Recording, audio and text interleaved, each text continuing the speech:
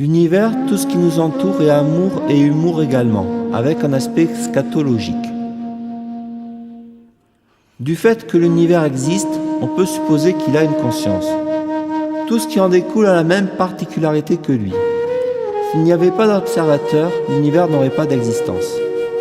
Car tout seul, il serait l'unique témoin de son essence et personne ne pourrait en témoigner. L'univers fait partie de l'être humain intrinsèquement. La façon de le percevoir est une fausse vision. En fait, ce que nous voyons est à l'intérieur de nous. Donc l'univers est à l'intérieur aussi. Et ce qui est à l'intérieur de nous est à l'extérieur. Mais c'est notre mental qui nous dirige dans ce sens.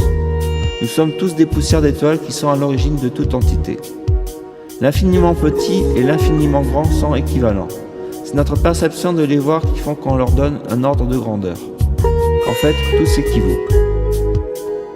Nous sommes composés de 100 milliards de neurones. Sur Terre, il y a eu 100 milliards d'êtres humains.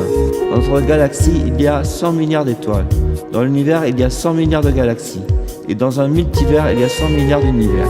Ainsi, nous comprenons par ces nombres gigantesques qu'il existe pour nous un moyen de passer d'un extrême à l'autre. Chacun est un neurone, chacun est une vie, chacun est une étoile, une galaxie et un univers aussi. Tout dépend où l'on veut se placer, s'incarner.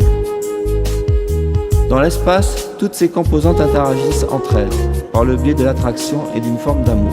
Mais ce que nous ignorons, c'est que ce système bien rodé développe un sens de l'humour bien particulier pour adoucir son côté hostile.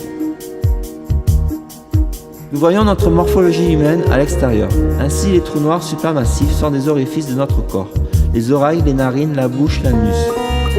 Il en ressort de ces vortex de la matière noire, composée d'argile noire également, qui sont des déchets microscopiques tels que les poussières d'étoiles dont nous parlions plus haut, et à l'échelle humaine correspondent à de la matière fécale.